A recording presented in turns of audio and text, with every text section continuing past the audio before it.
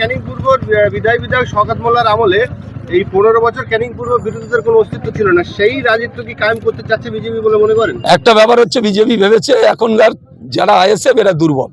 শওকত মোল্লার পলিসি খাটিয়ে তারা চেষ্টা করছে, সেটা পারবে না। শওকত মোল্লা যা করেছে সেটা গায়ের জোরে করেছে, সরকারের কথা মতো করেছে। এই সরকার চায় না যে এই ধরনের হিন্দুরা হিন্দুবাদিত্ব করুক আর মুসলিমরা মুসলিমবাদিত্ব করুক, এটা কিন্তু বিজেপি সরকার চায় না।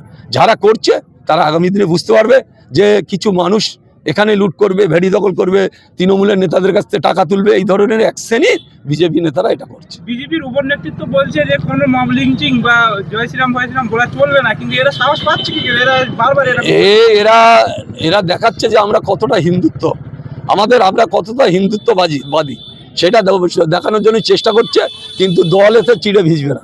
দল কিন্তু এটা চায় না, আর বিজেপির নেতৃত্বরাও চায় না। তাই আমি বলবো, যারাই বিজেপি করছে ঠান্ডা মাথায় করো, তোমাদের সাথে আমাদের ব্যক্তিগত লড়াই নেই। তোমরা তোমাদের রাজনীতি করো, আমরা আমাদের রাজনীতি করব, কিন্তু পায়ে পাতে ঝগড়া করার চেষ্টা করো। এখন অভিযোগ জানাবেন?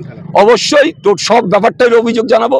বেশি লোক নয়, 10 থেকে 15 জন লোক এই এলাকাটা সন্ত্রাস করছে।